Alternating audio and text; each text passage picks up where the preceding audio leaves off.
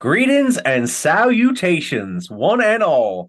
I bid you welcome to our humble performance of Geeks Speak Louder Than Nerds, for this is a weekly retelling telephone broadcast for moving pictures and the like. You may refer to me as the Honorable Nicholas Ferro Twain. And I, good sir, am your modest co-host, Michael Hilty Twain. Well, my delightful doppelganger, I must ask, how do you find yourself on this fine autumn evening?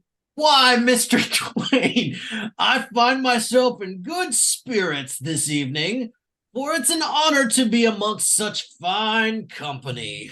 Oh, you flatter me greatly, Mr. Twain, for it is I who is amongst the company of a scholar who represents the epitome of wit. We certainly sit on the precipice of history, for who would have ever concocted that two fine devils such as ourselves would have good grace to performing for such a gracious audience? You are quite right, sir. When we first sent forth on our inaugural performance, I thought that dog won't hunt, but sure as sugar, we find ourselves amongst a crowd declaring can't never could. So, we would like to say thank you for listening to the rambling and sometimes incoherent ravings of two humble twains on a road of discovery. Actually, my delectable double, we're not here to have a discourse on discovery. We are in fact here to discuss lower decks. Right you are, my good man, and I am plumb out of southern aphorisms. So why don't we shake a tail feather and regale these kind souls with Star Trek Lower Deck Season 4, Episode 4, Something Borrowed, Something Green. Once upon a time. Now this is a story all about how. Have you ever had a dream you want to do so much you could do anything? Mike, don't forget to take off your stash. Oh, for all the audio podcast people out there, yes, can't forget about that. Yes, that's all right. It's a visual. It's not a visual medium. Okay. So now that our Mark Twain impressions have come and gone, so to speak, although they might come back, who knows? They will probably come back. Mine wasn't so much Mark Twain as it was like jumbled mixture of Harry Potter and Foghorn Leghorn and everything like that. My accent was not very good. I apologize. Tarnation! Well, let's be fair. I dropped this on you less than 48 hours ago. It's all good. I appreciate the fact that you put this together, and I'm always game for things like this. So I tip the cap to you, good sir. Ah, you are a scholar and a gentleman, sir. All right. Anyway, let's get into the episode. Okie dokie. Let's start with me eating a little bit of humble pie because. Oh no! This is not going to be humble pie. It is okay, more going to be in your face pie. I'm not going to lie. When I first watched this part, I laughed hysterically, and that sounds pretty bad because of what you're about to talk about with this. Because it's not exactly the happiest of this, but I laughed a lot because this immediately negates your prediction. It sure did. From earlier. We'll do a Wayne's World. Cut in me saying I'm almost willing to bet you we do not see this ship again until like whenever they plan on solving the problem. Back to present. Nope. Yeah. You so we failed. open up once again on the mysterious ship, and this time we're getting to see some Orion lower deckers. They are pirates on a pirate ship. They're like, we're gonna do some pirating. So they'd come up on this thing, and this thing apparently wasn't even gonna stop for them. It was like, nah, we're good. But they couldn't leave well enough alone, and they tried to board it, and it turned around and it blasts them to smithereens. So that is once again, now we've seen the Romulans, we've seen the Klingons, now we've seen the Orions getting blasted by this mysterious ship. I guess we're gonna keep seeing this. Cut We're to just next week and the week after and the week a- after we don't see it ever again. So every episode there is a new species or new race that just gets one of their ships obliterated, and then eventually it's just going to come to a head with Starfleet, and you got to figure out what's the deal with it. Question for you: do you have any predictions, or have you any inkling? Like now that we've got a third ship destroyed, any inklings or any thoughts on who this could be, or what rather? yes Who and or no. what? I kind of do, but like it's the same that everyone's predicting. Last season they showed us the inside of a robot prison, and it was Agimus was in there from one episode. He's an evil AI that they had to escort to prison. Peanut Hamper's in there, and then at the end of the season 3 finale, we saw Rutherford's old eyepiece that got ripped out of his head floating in space, and it kind of indicates that we might see Badgie return. So the big theory is that the AI is conspiring and that they've taken over this ship. But I don't know. I feel like it's something else. I feel like that's the red herring. Because there's an episode that's coming up, I think it's episode 7, called Fistful of Badgies, which indicates that we will see the return of Badgie. But I don't know, it doesn't feel like what they're building here is going to be resolved in episode 7. It feels like we're not going to find out until this is going to be a season finale situation. I don't know. That's the best I got. Maybe it's Peanut Hamper. We'll see. But I do like that they acknowledged it in this episode. Captain Freeman says, like, Orion vessel that went missing, Starfleet wants to smooth things over with them. So it sounds like they're mildly aware that some ships are disappearing, but not enough that they've connected any dots. Either way, every big reveal that they've had has been funny or it has really worked. So hopefully this is no different. Right. After the Orion ship destroyed and we cut to credits, we're back on the Cerritos, and this is a fun little gag. Tendi is cataloging all the diseases that have been filtered out by the transporter's biofilter after last week's Shore League, which I'm going to go ahead and say 80% are ransoms. That seems like a good number. I think that's fair. So that's always fun. The biofilter able to filter out diseases, not able to stop a Tuvix plant from replicating your captain and other various officers into one giant meatball. So then she finishes up and that's it. Work's done. They are good to go. And she's like, I don't understand. How could I be out of work? And Mariner's like, yeah, well, that's what happens when you're a lieutenant junior grade. You do not have all of the work constantly being piled on top of you. So let's have some fun. And Talin, of course, is just like, celebrating a lack of purpose is illogical. That's when the captain walks in and informs Tendi that she's being granted leave, which is a surprise to her. And she's like, "What? Why?" The captain says, "Well, your sister's getting married and you've been summoned back to Orion for the wedding." And Tendi's just like, "Nah, I'm good." And that's when the captain hits her with the, "Well, we really would appreciate it if you smoothed over some relations with Starfleet and the Orions." And so Tendi kind of feels obligated. Okay, I'll go to Orion. Well, actually, I'll ask you. Have you caught up at all with your previous seasons, or are you still about a season and a half on the old stuff? Okay, so Yeah. so you've seen the episode where she goes on the secret mission. Yes. And they have to, yeah. So there's that. That was the first hint, but they've been dropping hints for the last 3 seasons that something's up with Tendi. It's pretty apparent at this point that Tendi is someone in the Orions. And I think my original prediction for this episode was that Tendi gets kidnapped and it's like either she's forced to be a part of a wedding or like we finally find out what the mistress of the winter constellations mean. You weren't too far off. I was not. I was actually pretty pleased with that. Broken clocks right twice a day. Sure, for sure.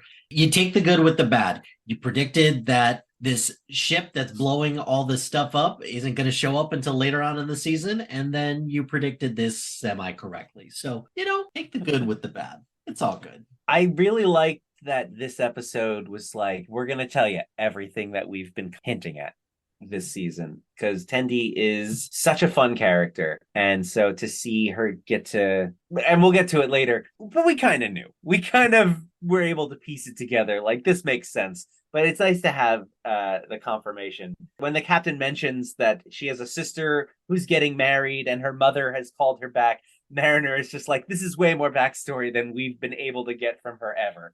And it's nice that the characters are the audience in this moment, because that's exactly what I was thinking. It's about time. Mm-hmm.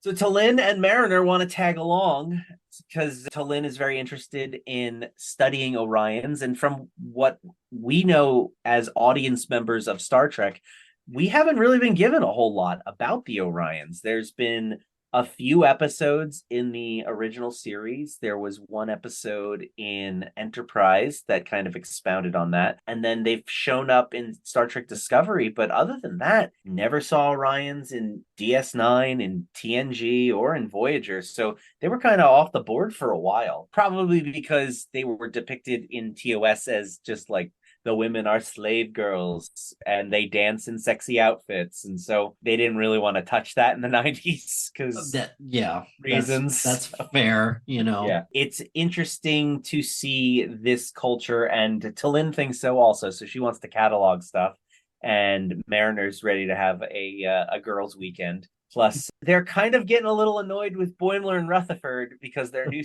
rooming situation has made them a bit insufferable together. And T'Lyn definitely is agreed. Their emotional closeness is unpleasant. I very much looking forward to talking about this part. So we cut to Boimler and Rutherford's quarters, and they're being overly chummy by commenting on the quality of Boimler's new sheets. So breathable, so nice. So they're acting like everything is fine. There is an immediate sense of odd couple foreshadowing with just how well they are getting along. Those two are just adorable, but you're right. It's hashtag Rutherford. Such a good name. I did appreciate that. So they go to water their bonsai plant. Of all things for them, to be an inciting incident, a bonsai plant is the thing that gets them. The dam immediately breaks as they begin to argue over who will water little Boney. Little Boney. Bonnie? That's what they were saying. I was like, why are they calling it Boney? But whatever.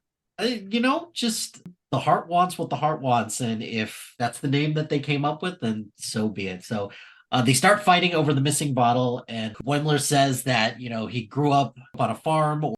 He grew up on a raisin vineyard. Yeah, that's right. And then Rutherford could just calculate the approximate amount with an algorithm. Boimler saying, like, you can't just do this based on algorithm. And then just a fight ensues. It doesn't like completely ruin everything, but they're starting to crack as Rutherford. It was so fun right off the bat. There's that underlying tension right away. Like they're being too nice with each other, which means they're obviously holding back something. It was fun to see it immediately burst. Anybody who's had a roommate, right? They get it. They know there's always this portion in any roommate's relationship when you're acting like everything's fine, and then all of a sudden one stupid little thing, like you left the toothpaste cap off. How am I supposed to expect that you could pay the bills on time? Hey man, I hope my watching TV at 3 a.m. until 4 a.m. didn't keep you up all night. Oh no, it's fine. The sound of the TV was soothing and helped me sleep. No. So anybody who's had a roommate, they get it. Roommates are the worst.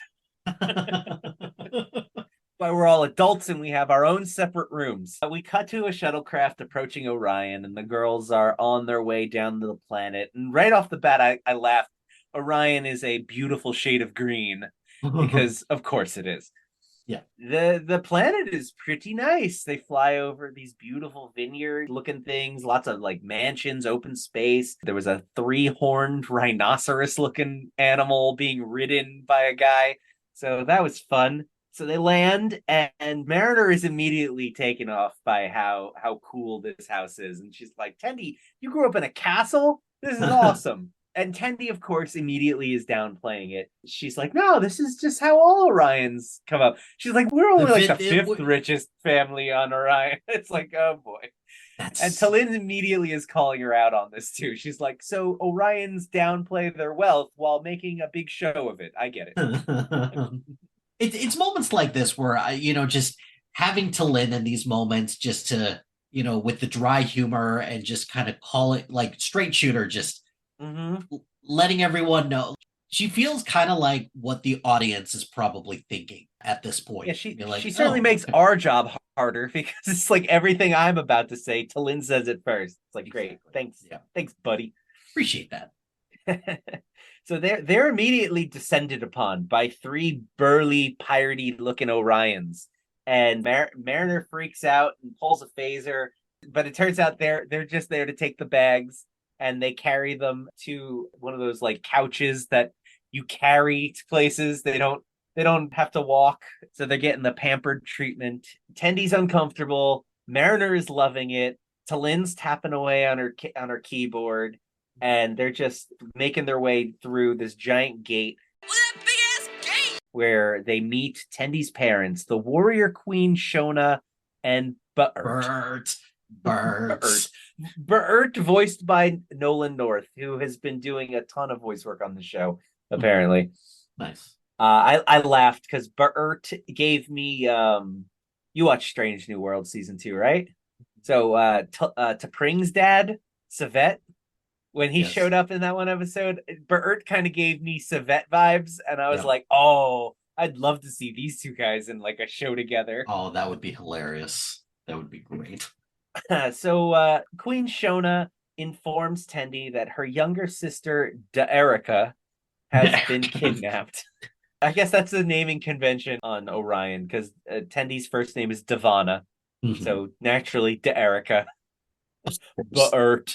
Brilliant. So there's apparently a tradition that on Orion, you kidnap the bride before the invitations. Yes, before the invitations, but after the save the dates. That's right. So yes, it is a total faux pas. The audacity for you to kidnap the bride after those invitations go out. I mean, what are we doing here? Monsters. What next? Are we going to be dressing in fine clothing instead of pirate attire? Are we going to be returning all of the plunder we've taken? I don't get it. Like, come on. Dogs and cats living together, mass hysteria, right? Madness. We have rules in the society. We're to follow them. Pirate. So Tendy is informed that as the prime daughter, it is her responsibility. And I just love how Mariner and Talin are just like, yo, what is a prime? But I don't know what it is, but it sounds badass. No. Yeah, they don't even know any context or anything like that. Yeah. It just sounds like a big deal to them, and they're just super excited about that. And then also, quick sidebar as well. Tendy's mom, just super passive aggressive. I don't know. I felt a little triggered because as someone who has a passive aggressive mom, it's like too close sometimes, too close. Well, it got really close to home with me in this next moment because Tendy's a bit insulted that she didn't get a genuine invitation. So they just wanted her help to rescue her sister. And her dad hits her with the classic, we also have a box in the garage that we want you to take with you. And I died. This is the moment for me where I lost it because over the last several years, my father-in-law has been doing this to us. Like during the summers and when we're at work, they'll watch the kids if they're not in school. So we'll go over there occasionally. And when we do, there will be just boxes of crap. It'd be, hey, I cleared this out. Please take it. It's all of your old stuff. So like mostly it's my wife's stuff from like her room growing up. Just things that they had in the basement, they packed away, and he just wants to get rid of it. But like as we're going through some of these boxes, we've been finding, how like your kid makes you an art project. Oh yeah. And like a ceramic something or other, or something to hang up on the wall. He gave us a box of that. And she's like, but I made this for you. And he's just like, yeah. About that. You can have it. It's like, wow. That kind of reminds me of that episode of Bluey where Bandit takes them to the dump. He's all excited. And then Bluey all of a sudden discovers, oh, some of the stuff that you're throwing away is my drawing. Hey, stop! That's my drawing! Oh, is it? It's And then mine. She gets all upset and crap like that. And then Bandit does his thing. He spins it around and is like, well, I'm recycling it so that other kids can take advantage of this one day. That is what your father-in-law needs to do. Just Hey, throw it out. Don't let us know. I'm just circle of lifing this, and you can bequeath this to your children, or like you said, throw it away. That brings me to a good sidebar that we'll have to do later. Bluey podcast coming 2024. Do not toy with me about Bluey. All right, that's it. Pull the podcast car over right now. We're doing a Bluey podcast. No more Lower Decks. Let's go. Episode 1. You're toying with me right now. We'll just pull the plug on this. Technical difficulties. We thought doing a Star Trek podcast was niche. Let's do a Bluey one. A Bluey one. We are going to be those download numbers for age ranges 5 to 12 is going to go up so high. What are we going to unleash on this world? So Tendi begrudgingly agrees to help her parents out, and they set off on an adventure to find Erica. Back on the Cerritos, Boimler and Rutherford, they're still fighting over the bottle, which, come on, like, we're still fighting over this? Absolutely. If you've had a roommate before, you are going to keep fighting about this, because there is going to come a point eventually where someone's going to have to crack, and you're going to have to either resolve the difference or just, forget it. But when Boimler gets sprayed in the face, it just went off in my hand. That is the reply back. That's such a dirty line. That's I laughed a lot though, which A+ writing. That's one of those that goes right over the kid's head, and I heard immediately. So this is when Boimler gets a notification that the holodeck reservation is ready. They agree to set aside their differences to blow off steam on a steamboat. And in the holodeck, so we're treated to a New Orleans riverboat where Boimler is dressed as Mark Twain. Curious, isn't it? So many questions. I have answers. Okay, as long as you have answers, because I'm assuming maybe this is a thing. It's a thing. We could definitely get into it. Let's just say at one point in Star Trek, Mark Twain is a character that is visited. And we'll talk about that in a reference section. That feels a little Quantum Leap. Okay, that's fine. We'll I'm interested. That's a good hear about analogy. that. So, but as if having only one Mark Twain wasn't good enough, Rutherford enters also dressed as Mark Twain, and this just sets Boimler off. He's just gets upset. Then they start arguing, as they do with their southern accents, which bravo for the commitment to this. I can only imagine how long this took them to record. I sincerely hope that this took them a long time to record, or they maybe gave both the performers a chance maybe to go a little bit off script and see the amount of stuff on the cutting room floor must be immeasurable. Like, they must have just been swimming in dialogue, because it was so funny. Just the stuff that they did cut in that was just talking over themselves. It was so great. Props, loved it. I was very, very happy with that. Very exciting stuff, because again, I'm looking forward to when you do talk a little bit more specifically about Mark Twain, which it just seems like a very odd thing to be in Star Trek. But then again, what do I know? So no, it's just an everyday thing. Obviously, you've got holodecks. You can meet anybody, like Leonardo da Vinci, or you could play poker with Stephen Hawking and Einstein. It's great. They show up. We cut back over to Orion, and the ladies have changed out of their uniforms into Orion pirate garb, as the club they are going to, Slit Throat, has a dress code, as Tendi puts it. I realized right here and now that Mariner would not respect our show's name, because she says she has to respect them for not using a pun in the name. It's a show of strength. So I decided, let's workshop some names real quick. So if we did a podcast, no puns. So geeks speak louder than nerds, too punny. We could go with TV show podcast. Yeah. TV recap. Two guys recap TV shows. Two guys, one podcast. God damn it, that's a one also. That's a different podcast. You know what's funny about this? I distinctly remember having a very similar conversation when we were trying to come up with a name for this show. Let's put a pause on this really quick, just behind the scenes for, all 7 of you who listen to this. No, there's like 14 of them now. Oh, I'm sorry. We've doubled our viewership, so we're obviously doing yes. something right. Listeners, do you have any idea how long it took for us to come up with a name for this podcast? Because all of our clever names that we came up with first were taken, and then we had to get longer and longer with the name before we eventually got to a point where, like, okay, no one's going to have this. That's how we got to the beloved podcast name that we have now. I mean, at the end of the day, it passed the wife test. My wife didn't tell me it was stupid, so therefore she liked it. If I'm not mistaken, weren't her words, I didn't hate it? Yeah, that's a glowing review. She would not have held back and just say, no, don't do that. Okay. No. Then I will take that as a win. So agreed.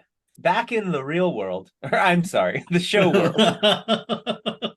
The girls enter the club, and once inside, everyone is in awe of Tendi, to which Mariner and Talin immediately pick up on. She is just drawing everyone's attention, and they are all like, and it's not like bad kind of attention. Everyone is like, oh my God, it's Tendi. Holy crap, she's here. She's gracing it. I can only imagine it'd be like if we're seeing a movie and Taylor Swift were to walk into the auditorium. Like, this is how Tendi appears. She is just the belle of the ball, and everyone loves her. And she is just the most uncomfortable she has ever been.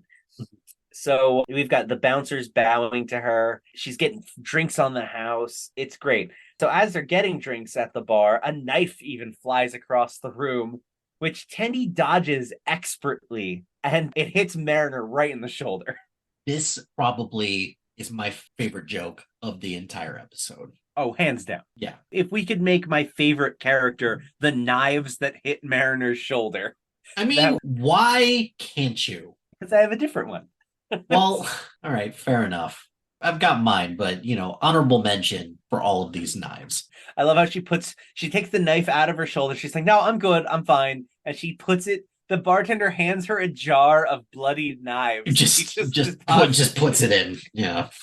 Because who among us has not gone to a bar and been knifed in the shoulder? It's just how things go. I mean, I've deposited keys because they don't want me to drive home drunk, but obviously we're going to the wrong bar. Yeah, seriously. That reminds me of last week's mention of blindfolded stabbing competitions. Orion's a fun place. For sure. So the woman who threw the knife, named Madam G, approaches and starts tough talking Tendi. But Tendi is so super cool. And this is probably my favorite moment of the episode. There's a screen grab that I could pull right as she starts talking to Madam G.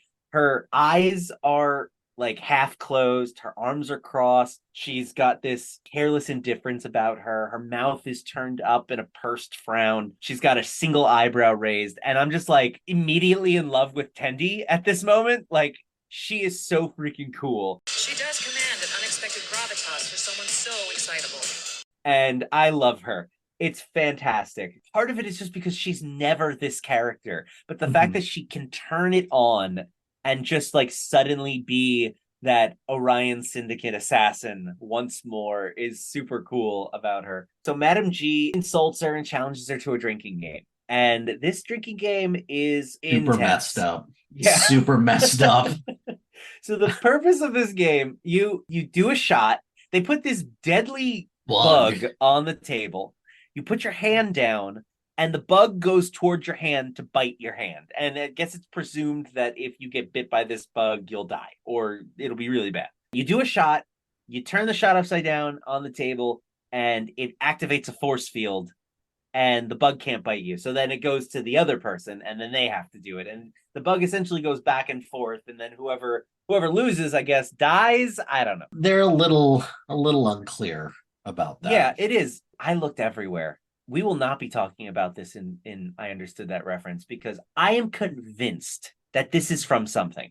I just Okay. couldn't find it. I think I'm ready to stop the podcast then, because if you couldn't find where this I don't think it's a actually came from- reference. mm. It feels like a reference, but I don't think it is. Call I was yourself a asking everyone. fan. I was like, was there an episode of Star Trek Discovery where they played this game? And everyone was like, no, I don't think so.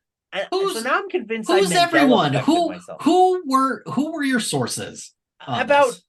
1,000 people on 4 different Star Trek Facebook pages. Like, I was asking everyone, every single person I could ask, like, has anybody seen this game played in live action? Is it an homage to another movie?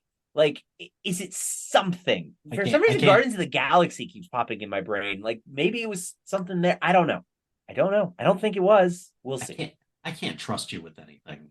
If you know, dear listener, if you know, dear listener, all one of you. Oh yeah, I'm looking. No, we got a gracious shout out on the CinemaSins Captain's Pod this week. If you're in the live show, so yes, we might have some more new people. So if this is your first episode, welcome, and I hope you enjoy your stay. I apologize that 45 minutes into Mark this. Twain. No. I am not standing for this. How dare you apologize for the great Mark Twain? All right, I'm not apologizing that we did Mark Twain. I'm apologizing that you were completely you're like, I'm going to listen to this new Star Trek podcast, and you were greeted with 2 minutes of Mark Twain. I apologize if I confused you. A true fan would get it. So a true fan would get it. That's true. No. I don't want to gatekeep our show. We're not going to do that. But anyways, if you, dear listener, know what this is in reference to, if it's in reference to anything, it could just be a Lower Decks original. I swear I've seen this done before in live action. I don't know where. It could be one of those parallels situation where I actually am from another universe and I have somehow gone into this one and am now living my life amongst these fine folk in this universe where everything is the same, only that game no longer exists in media. So who knows? Dear viewer who does know this, comment on the episode, or if you do know, email us at geekspeaklouder@gmail.com. That's right. All right. We have a Gmail account. You can do this. Please do.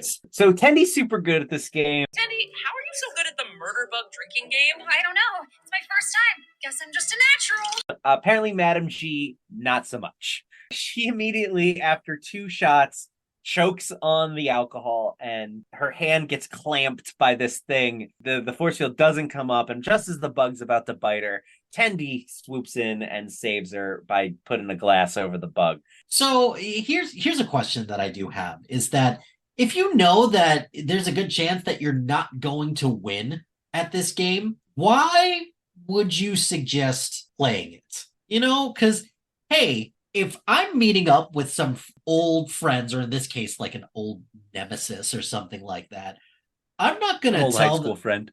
Yeah, I'm not going to tell them, hey, let's play basketball. I love playing basketball, but I'm not very good at it. I'm going to play something that's a little bit more my speed to give me a little bit of a leg up. Like, okay, let's play the card game Speed instead. I've got a good chance of beating you in this. I mean, it just seems like an odd choice. Why not get together and, immediately recommend a game of Russian roulette with your old high school chums? Sounds like a normal thing for me. Obviously. Why I don't have any high school chums at this point. I am the roulettista. So these are all very good points. Why would you invent? My guess is Tendy is she's been gone for several years. This girl is like, hey, she's gone soft. Yeah, obviously Starfleet has just softened her completely. Yeah, Starfleet's all about being nice and not pirating, and they're always getting in the way of our pirating. So if Tendy went to be a Starfleet, I mean, she's weak and she's not good like us. So I'm gonna go ahead and chalk it up to intense amounts of hubris on Madam G's part. But Hubris. Madam G immediately spills the beans on the possibility of Daerica's whereabouts. She informs them that Daerica's ex Niall is still in love with her, and if anybody did the kidnapping, it would have to be him. So as they're leaving, Madam G yells, "We'll totally do brunch," and Tendy's like, "Oh yeah, great," but that's not gonna happen. So. Back in the holodeck, Boimler and Rutherford have used their time as twin twains to come to an accord, though through the use of Southern colloquialisms and nonsense. Because boy, just again, props for this part because they really went for it and they definitely made it happen. So. Their fun is interrupted as they are summoned to the bridge to find the captain in a hot debate with an alien captain. We're going to call him Kokor. Again, if I would also allow you to call him Blanca because he looked like Blanca from Street Fighter. Very, very good. They're arguing regarding the study of a nebula. Boimler and Rutherford have an idea to have Freeman and Kokor dress as Mark Twain in the holodeck together and resolve their differences with homespun aphorisms since it worked for them. So obviously, if it worked for them, it's going to work for literally anybody else. Can you imagine having the captain's ear like this? You were ensigns last week, and now you are able to suggest something so outlandish. It was a bold move, admittedly, and it was just one that, let's just say, it doesn't really work, unfortunately.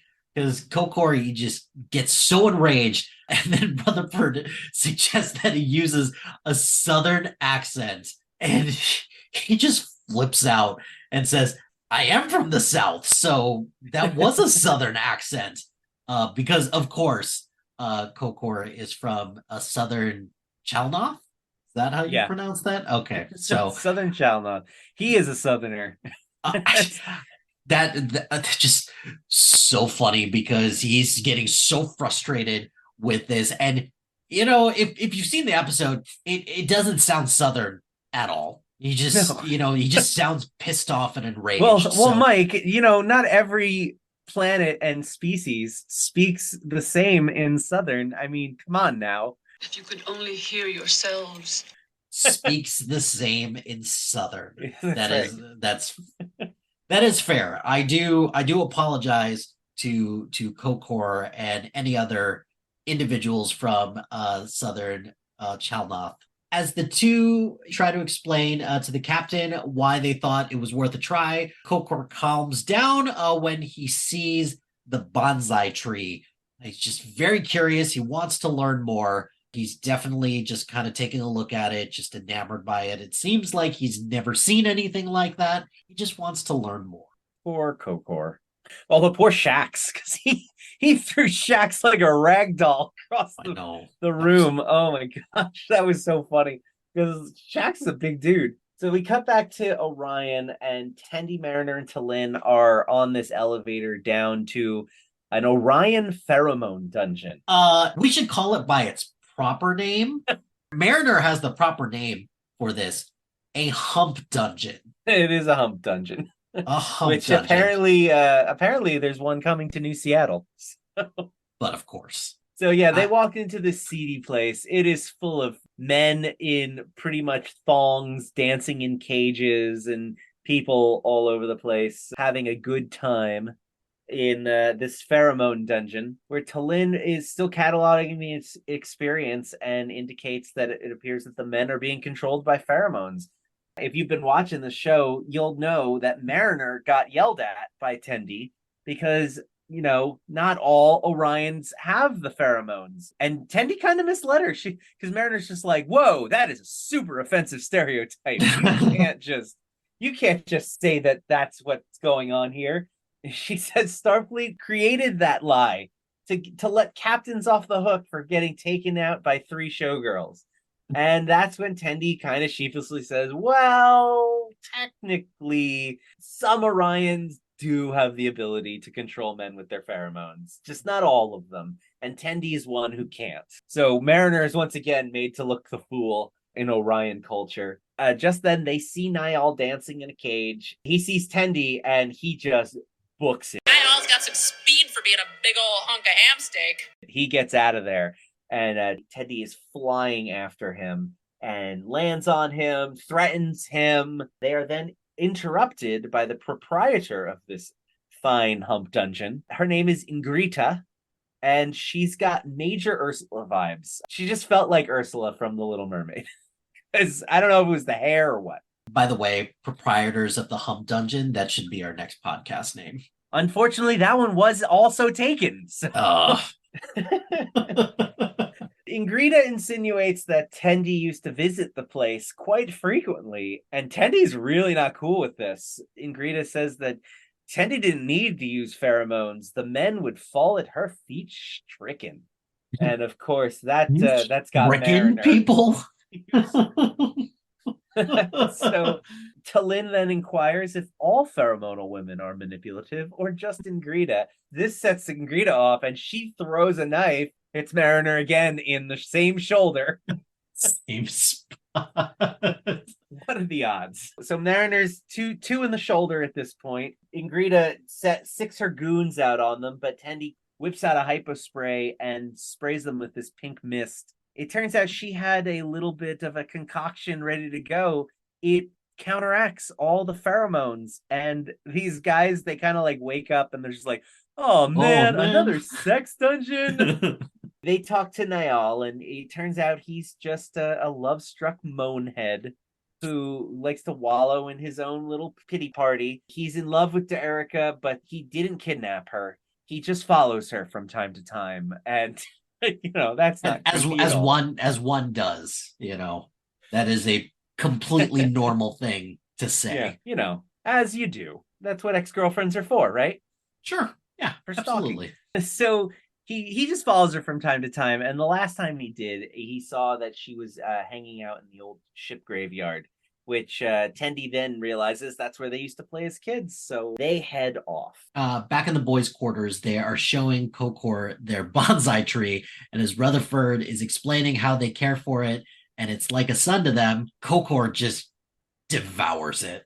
Yeah, he does. Absolutely goes for it, and then drinks the beloved mist water.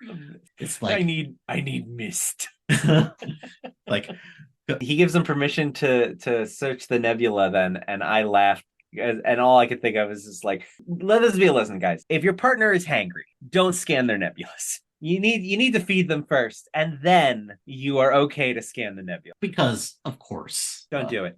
Don't do it. Hangry. It's not good.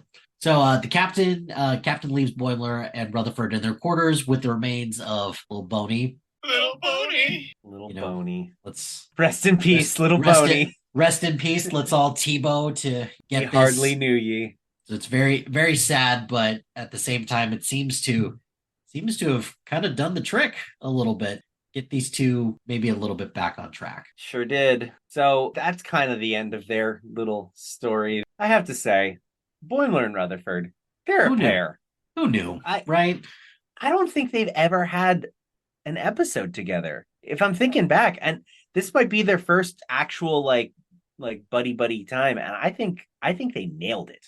Yes. This was a really funny B plot. I would have to agree with that. They kind of go through the whole experiences of being a roommate pretty much almost full circle. Yeah, they do. Until the next thing that happens that, pisses them off. Well, they've always got Mark Twain, right? Well, later on they have something else. So we'll get to that soon, but yeah, so we jump back to the planet, and the three women are searching the ship graveyard for Erica as Tendi is reminiscing about growing up on Orion and dreaming of leaving and not being a pirate. And there's a moment where we actually see a drawing of her and a Starfleet officer. And I was almost wondering if maybe that was an actual person from her past. Like maybe she had a friend in Starfleet and there's a reason. So I'm almost wondering if maybe there's more to Tendi than just a syndicate assassin that we might get from. Like, this isn't all the backstory for Tendi. There's still more to delve into. As she's confessing, she decides to confess that she wasn't being honest. She says that she wasn't just a regular Orion teen. Turns out she was a syndicate assassin. And it's the animated Captain Kirk meme of him putting his hand over his face like, oh no, really? Like, everyone's like, yeah, we know. Mariner's like, you can't kick flip a knife out of the air and just be like, I'm just joking. So yeah, Tendi just really hated that they had to see the real her. And they have a nice little moment where they tell her, no, man, the real you is liking doing science stuff. Like that's the real you. Like, sure, you can be a hot assassin, babe, but we know that the real you is a nerd. That was a very nice moment that Yeah, it was. they had. I did appreciate that. A bit on the nose, but it was still a really nice moment. That's right. But the nice moment is immediately cut short because that's when Erica jumps in and she kidnapped herself. Dun, dun, dun, dun. What a twist! So yes, Erica kidnapped herself, and Tendi says, I love this. Tendi goes, you didn't have to kidnap yourself just to get me here. I would have come if you just invited. And Erica's like, not everything is about you. But then like moments later, she goes, I knew if I kidnapped myself, it would be the only way to get you to come home. And it's like, well, that sounds like... Which one is it? Like, come on. Make up your mind, what do we do? Erica. So Erica pulls out a knife. At this point, Mariner's like, haha, nope, I'm going over there. Mm-hmm. And she ducks down behind a console. So as Tendi and Erica are, I guess I gotta call her Devana now because Erica is also Tendi. Yeah. So the Devana Tendi, proper names for the proper names.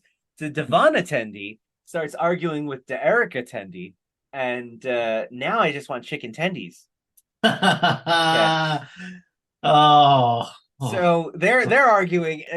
Erica throws the knife, but again, sure enough, it hits the wall and ricochets right into Mariner's shoulder in the exact same spot. Classic rule of threes. You need to do it all three times, or else it just doesn't count as being funny. So this sets off Devana, and she pulls out a piece of wreckage, and Erica pulls out her sword, and they just go to town. They have a battle, and it really reminded me of my kids fighting, because they were just bickering back and forth. These two, they are truly sisters, and Erica yells, "You abandoned me for science." And, they're going back and forth. Erica's upset. Devana left and never came back. She never even apparently and that's kind of cold for Tendi to have done, which is very unlike her. But well, yeah, hold on. She was a different person back then, so sometimes we can't judge people based on their past actions when they were completely different people. That is fair. She left. She went to Starfleet. She got herself into science stuff. Why is Starfleet so obsessed with Skye? Too much stuff! It turns out that Erica she didn't want the responsibility. She left, and becoming the mistress of the Winter Constellations fell to Erica. And Devana was like, I assumed you want to do it. And it turns out, yeah, Erica did. She did want to do it, but she's not as good at this as Devana, and she's not as talented as being a badass pirate chick. Mm-hmm. And she's afraid that as soon as she got married, people would immediately expect her to be more than she could be. And as she's explaining this, she essentially has Tendi knocked over on the ground and is the victor of their battle. So Erica clearly is better than she realizes, and Devana indicates that. At which point Mariner and T'Lyn jump in, and they're like, yeah, no, you are pretty awesome. And so they make up. The sisters, they realize that they were fighting for stupid reasons. Devana is a person of science and loves Starfleet, and Erica is really good at pirating, and so they're gonna go back for the wedding, but the wedding's 2 hours away. Like, how are we gonna make it in time? Well, of course we're gonna hijack this ship and jury rig it to fly all the way there. Of course. So we cut over to the wedding, and everyone's just kind of standing on the altar waiting. They don't know what's going on, and in the distance you just see a little explosion, like They quickly run in and Tendi yells, "Mom, I found her!" And they have themselves a nice little wedding. We cut back to the Cerritos where they're showing off the wedding's photos That's when I got stabbed in the shoulder during the daddy-daughter dagger dance. to Boimler and Rutherford. The guys are super jealous that they got left behind. Turns out they also got banned from playing Mark Twain in the holodeck by the captain. That seems rude and a bit extreme. It seems a bit extreme, but what did they do? Well, instead of Mark Twain, they decided they're both going to be Mozart. When Instead. Mozart's Because, perfect. what a great way just to resolve stuff just at a piano together with twin Mozarts, right? Exactly. Yeah, they couldn't have been Mozart and Salieri. Those guys didn't get along at all. So, With Mozart loved himself. obviously. Well, that is our episode. So, did you like this episode, Mike? I did. I like this one a lot. Not to say that last week's episode wasn't good, but when you compare, I hate doing this because it's not like it's an incredibly serialized story or anything like that. But this one was funnier. Both plots were really strong. Both had really funny moments. Both had really funny recurring gags. So yeah, I enjoyed this one a lot. Agreed. I liked it a lot as well. I think one of its strengths of this episode and the show as a whole is, in this one especially, they are not afraid to play around with the character dynamics. Like, who are we pairing up this week? They made a comment about it a few seasons back where Mariner and Tendi have an episode together for the first time, and they're like, we never do anything together. Like, they did, like, Mariner didn't even know that Tendi's first name was Devana. So she goes, who's that? And she goes, that's my name. So it was super fun that we get to see these guys break off. Boimler and Rutherford go off and having a little adventure. Mariner and Tendi doing the same, and then T'Lyn getting to be a part of it. I just love that they can pretty much just throw any character together and make a good episode out of it. Mm-hmm. Yeah, I would have to agree with that. But now it's time for me to enlighten you on some things you might not have understood in a segment we like to call I Understood That Reference. How can you not know that Spider-Man first appeared in 1962's classic Amazing Fantasy number 15? Now I know. And knowing is half the battle. G.I. Joe! Say the line, Bart. I understood that reference. In this segment, I will do my best to compile all the reference jokes and Easter eggs that I can find, and this is mainly to show off how cool I am, but also to see if Mike found the references to help or hinder the episode. I want to start us off with a little update from last week. As I did predict, the internet was gracious enough to translate what the koala said to Brad when he died. It actually, if you reverse it, it says, "It is not your time, Bradward Boimler." For what it's worth, I don't believe you. For what it's worth, that's fair. That's what I found. Mm. So, and if you actually listen to the audio, you do hear the koala say Boimler. Mm. It makes sense. Mm. Okay. I'm gonna buy it personally, me, but I understand I gaslit you enough on that one. Trust is gone. The first reference, of course, is the title, Something Borrowed, Something Green, in reference to the old Something Borrowed, Something Blue. Or that Harley Quinn episode that we talked about last episode. last Absolutely. week. So the Orions are awfully cagey in the show. I was able to compile all the episodes that they appear. The major ones being TOS. So there were two. The Orion Dancer first appeared in the pilot. They were unaired pilot with a cage. And then there was a season 3 episode called, I think it's called Whom Gods Destroy. And that was the first episode that really focused on the Orions. I think they popped up here and there from time to time, but they were one of the first aliens created by Gene Roddenberry himself. And then there was the episode that Mariner was actually referring to, where a captain got taken out by 3 showgirls, was from Star Trek Enterprise, an episode called Bound, where Orions actually use their pheromones to make the men on the Enterprise fight each other so they could try and take over the Enterprise and steal it, I guess. So that's fun. And then they've appeared a bunch in Discovery. We've gotten to see a little bit more of them in both the future. No, not the past, just the future. In the future, when they go to the future in Discovery, the Orions have a big chunk of the galaxy because it is more in the weeds than it needs to be. But essentially, they lost the ability to travel at warp speed. When that happened, the Orion pirates really didn't have any competition, so they expanded their enterprise, and we got to see a lot of them. But then we also learned in that episode of Enterprise that the Orions have a matriarchal society, which was fun to see continued in this episode. Tendy's parents, they gave me T'Pring parents vibes. I like that, mom's super stern and strict and kind of passive aggressive. Dad, super chill, looks like a fun hang.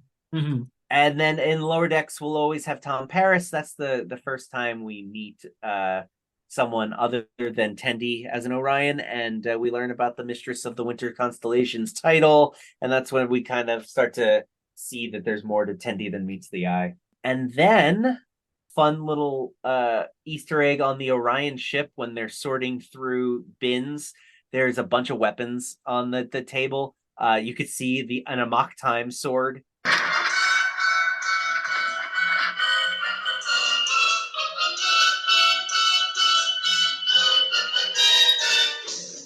Which was also in the Cerritos' storage room last week. They had a Klingon Batleth in there. They had some phasers, and I laughed because the Orion holds up one of the old TOS phasers, and she goes, "Trash it." I was like, "Ah, gotta love the Dustbuster style phaser over the handgun style phaser." Let's see, we've got Rutherford and Boimler's quarters. They had some fun little stuff in the background. Rutherford has a model of DS9 on display. That's actually was a gift from Tendi in a previous season.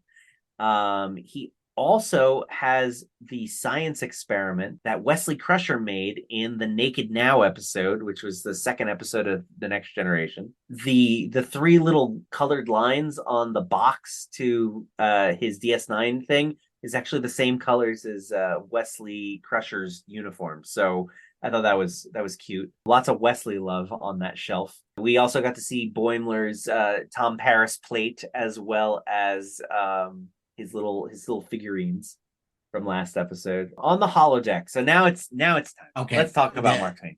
Okay, yeah, I've been waiting for this ever since. Yeah. So hit me. What do we got? There is an episode of Star Trek The Next Generation called Time's Arrow. It's a two-parter. They go back in time in this episode, and the reason they go back in time is alien-based. The mystery starts when they find Data's exploded head in a cave on Earth, and they carbon dated it. It's been there for like 300 years. And so they're like, what is this about? And Data's like, well, at some point I go back in time and I die, and my head gets left behind. So they discover that there's like trace amounts of whatever on Data, and they're like, it's only found on this one planet in the middle of nowhere. So they go to this planet, and time traveling aliens are going back to Mark Twain's time to kill malaria patients or something like that. Like people who I guess were classified as like having a disease that was incurable. They were actually it was actually these aliens that were killing them. Okay. So Data goes back, follows the aliens back. The rest of the crew ends up having to chase after him. But while he's in the past, he meets Mark Twain. Where in Switzerland did you say you were from, Mr. Data? I'm French, sir, not Swiss.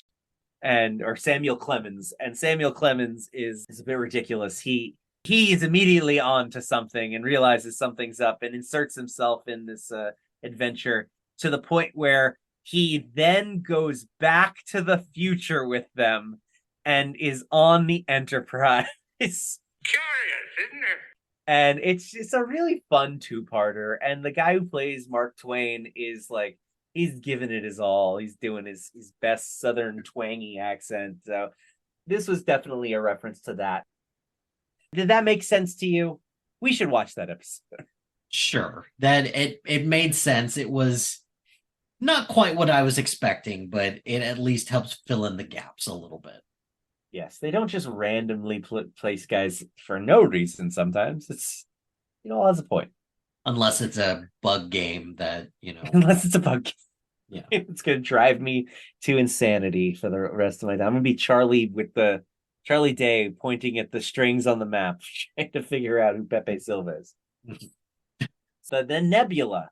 Captain Freeman was concerned that this nebula is going to phase out of existence if they don't study it soon. I think that's a nod to there's an episode of DS9. There was this planet that phased in and out. Like you could only see it like once every like 100 years or something like that. And if you're on the planet when it phased out of existence, you'd be stuck there. You'd have to live on that planet. So Kokor, the Chalnoth. This is not our first time seeing a Chalnoth. They first appeared in Star Trek The Next Generation in an episode called Allegiance.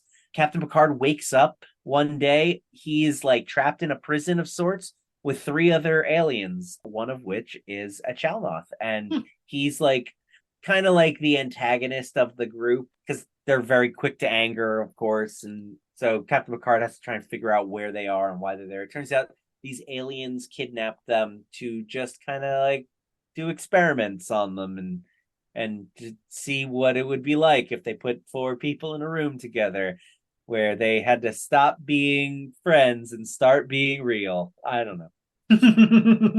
So only people born in the 80s get that one. And 90s, come on. Show Okay. ran for quite a long time. Wasn't the same after the Hawaii. I never watched series. it at all. No, sir. Reality TV, not for me. Okay. All right. The ship that Tendi fights with Derica on. That is a Raven class ship, which is the same ship that Seven of Nine's parents flew on. They followed the Borgs, and eventually they had to hide. But the Borgs came and got them, and it was a Raven class ship, just like that one. So that was a fun little Easter egg. And then my last one is Boimler and Rutherford want to hang a painting of the Enterprise D, and they can't decide whether they want an oil painting or a watercolor. Mm-hmm. That is a reference to there's a oil painting of the Big D in the conference room or the Ready Room in TNG, which is then also seen again in Star Trek Picard above his mantle. It's a nice little painting, and I actually tried to get my wife to. We're trying to figure out what to hang on the wall in our kitchen, and I just sent her a picture of the Enterprise D, that oil painting. I was like, "How about this?" She said no. Oh, did she give you a reason why she said no? No reason was needed. Oh, I think she and I have an understanding. No Star Trek posters in the house. But that's it. That's all I have for this week. I understood those references. Those helped, I think, the Orion context because, for somebody who doesn't really watch Star Trek, even I've heard of Romulans, I've heard of Vulcans and various, like Orion, that was brand new for me. Okay. So that was super helpful. And of course, the Mark Twain stuff definitely helped. Not who I would have thought of. All right. Well, then let's get into Nick and Mike's Miraculous Menaginarium attraction. I'll take you home and lock you in a nice little cage and never, ever let you out. Do you imprison everything you like? Of course. He's so fluffy, I'm gonna die. The Moopsie is Narja's favorite. Moopsie.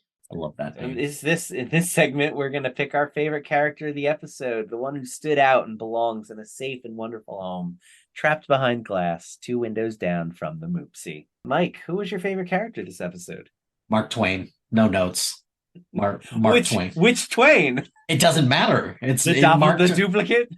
I don't know. If I were to pick which Mark Twain, I probably would pick the Kokor one.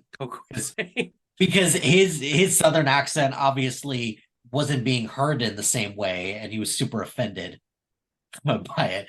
Just the hairpiece was itchy.